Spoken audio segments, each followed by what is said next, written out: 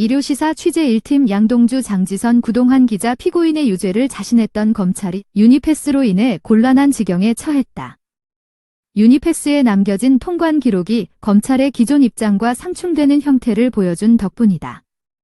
이참에 사건의 도화선 역할을 했던 태경농산마저 소환되는 양상이다. 농심 본사 박성원 기자. 2019년 6월 검찰은 이성열 씨와 그의 동생에 대한 불구속 공판을 결정했다.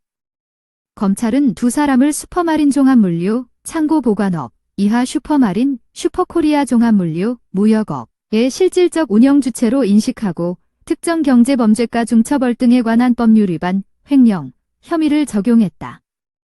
현재 검찰과 피고인 측은 수원지검 평택지원에서 치열한 법정 다툼을 진행 중인 상황이다.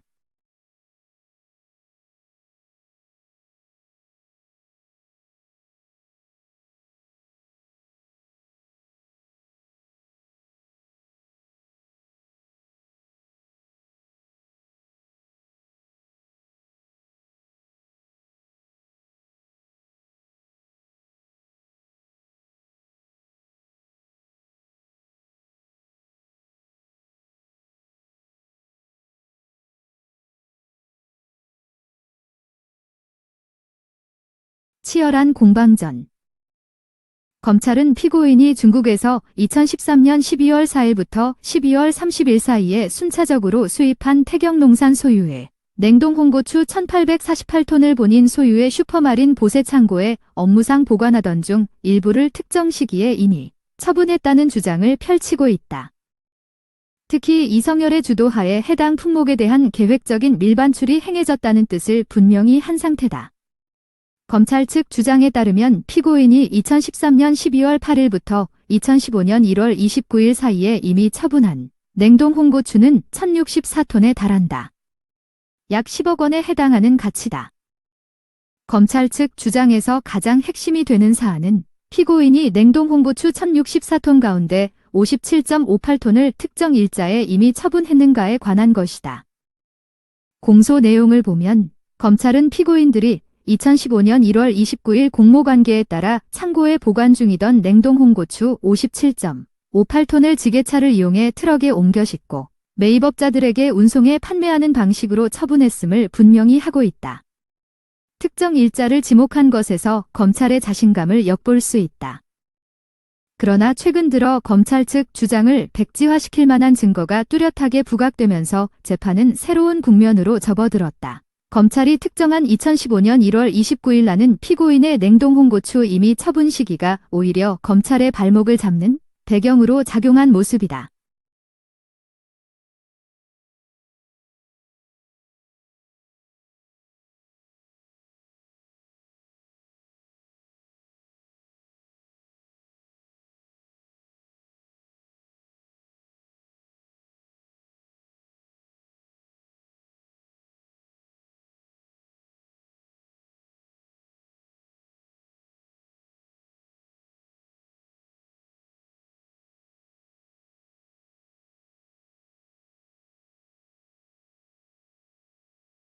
모습이다.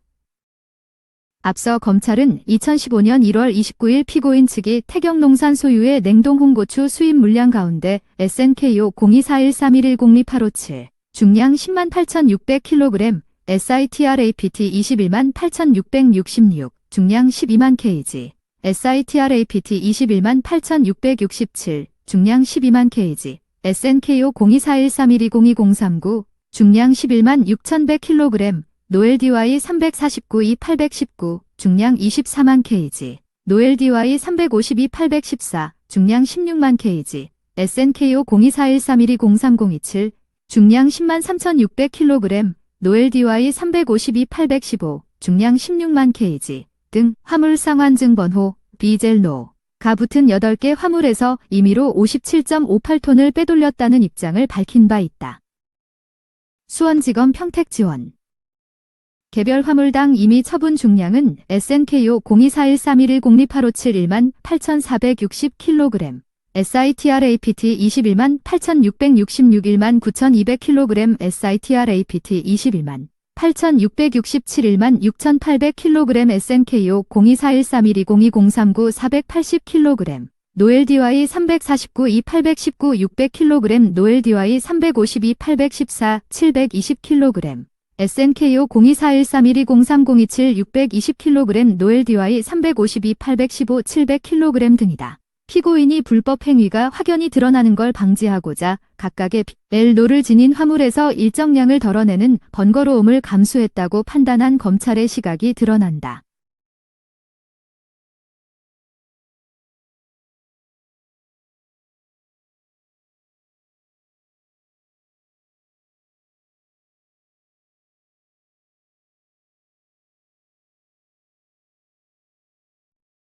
손발 안 맞는 불협화음.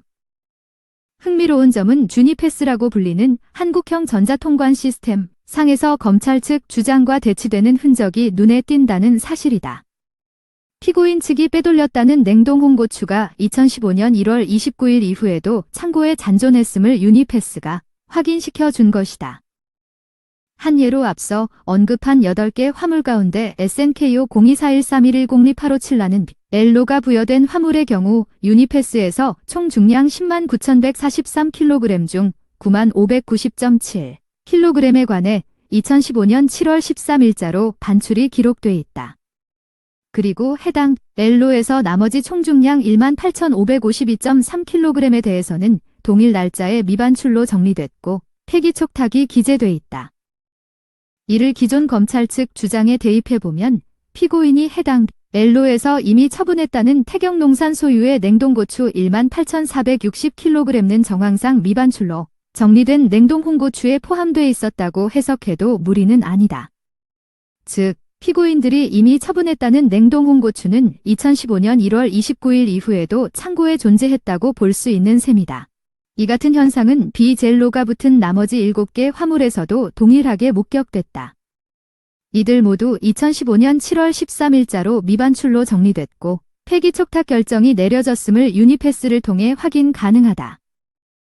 검찰 측 주장과 상반된 유니패스 상에서의 냉동 홍고추 57.58톤에 대한 기록은 곧 검찰과 유니패스 가운데 한 곳의 사실관계가 잘못됐을 가능성을 내포한다. 일단 유니패스에 기재된 내용의 오류 가능성은 상대적으로 희박하다.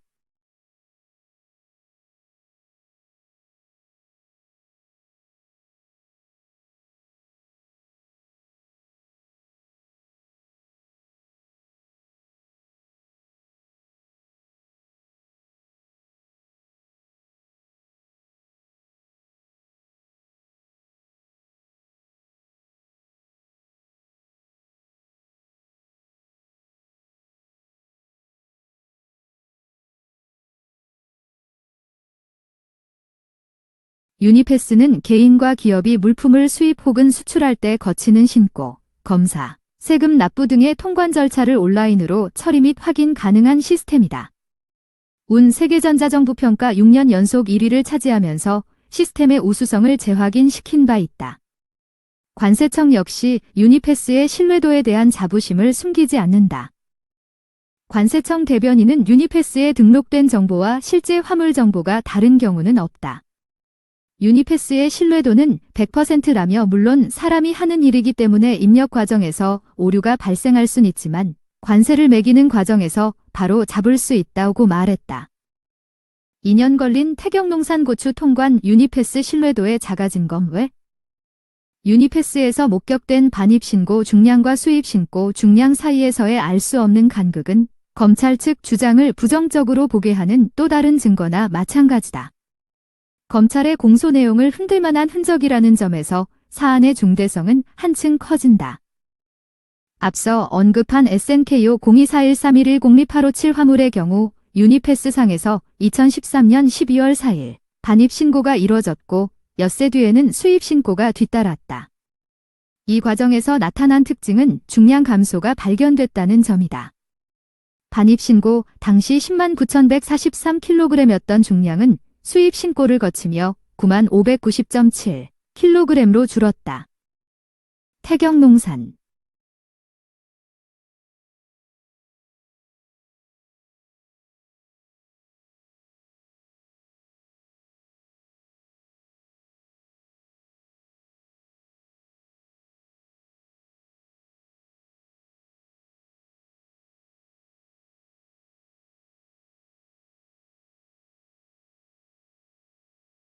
태경농산.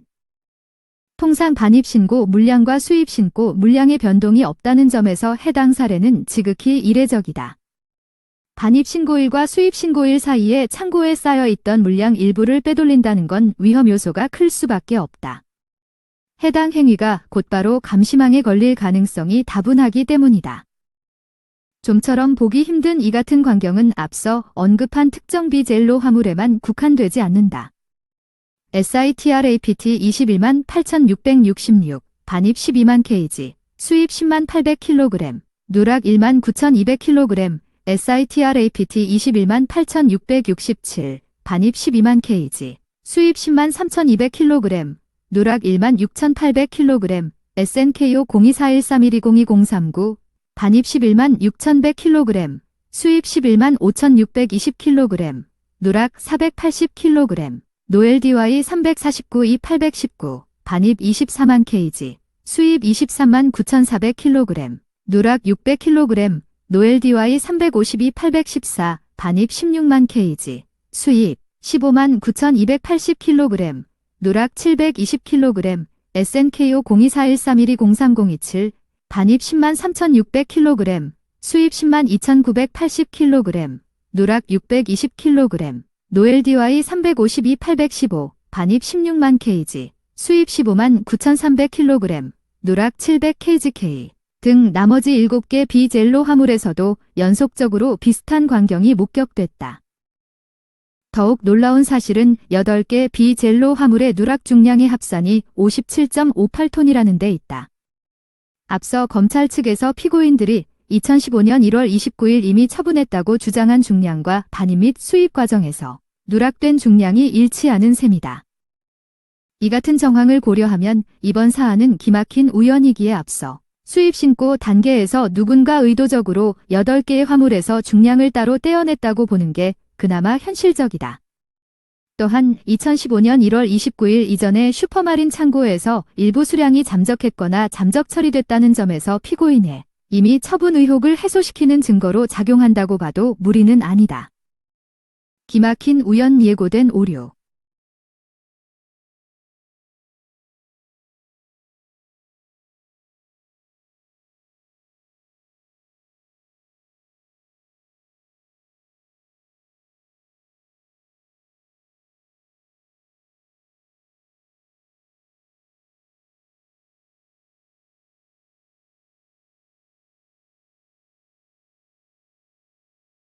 오류.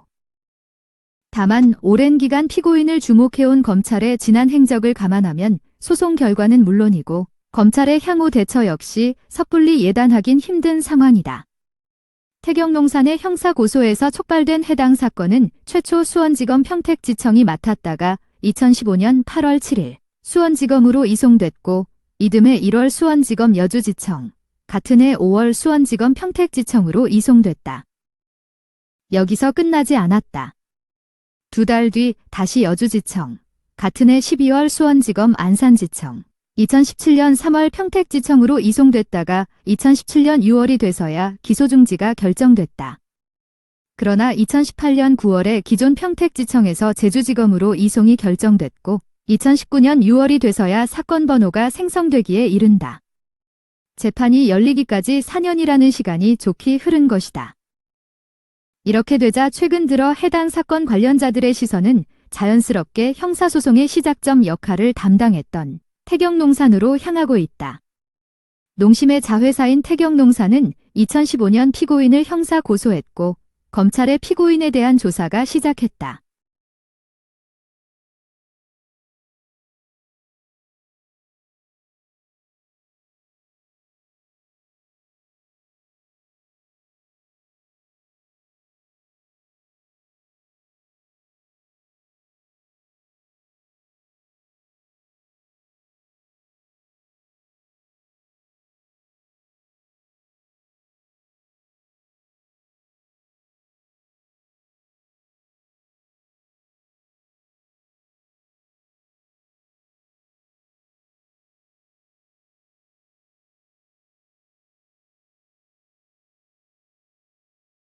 다만 태경농사는 2013년 12월 경 수입된 자사 냉동 홍고추 1848톤이 약 2년 가까이 지나서야 통관이 완료되는 동안 사태 수습에 소극적이었다는 지적을 받는다.